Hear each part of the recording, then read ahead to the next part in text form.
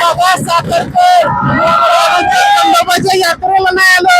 साताऱ्यातल्या मल्हारपेठेचे नगरसेवक बाळासाहेब खंदारे हे बिनविरोध निवडून आले.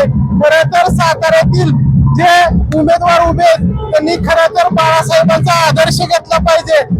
त्यांनी ज्या पद्धतीने त्यांच्या प्रभागाचा जो विकास केलाय त्या विकासाच्या माध्यमातून त्यांनी आपली आज बिनविरोध निवड मिळवली. त्यामुळे साताऱ्यातील माझी त्या इच्छुक उमेदवारांना विनंती आहे, तुम्ही विकास असा करा की लोकांनी तुम्हाला बिनविरोध निवडून दिलं पाहिजे.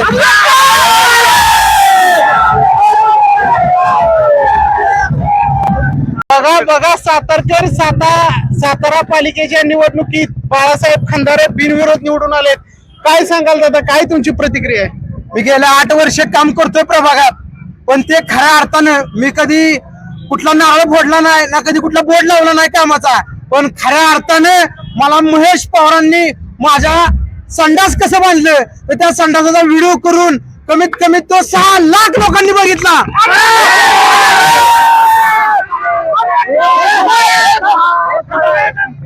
आणि महेश पवार मुळे विरोधक पण घाबरले आणि मला बिनविरोध दिले. आणि ओपनची जाग्यावर मला शिवेंद्रराजेंनी संधी दिली आणि मला शिवेंद्रराजेंनी बिनविरोध केलं. त्याबद्दल शिवेंद्रराजेंचे मनापासून धन्यवाद मानतो आणि महेश पवारांचे मनापासून धन्यवाद देतो महेश पवारांना. आणि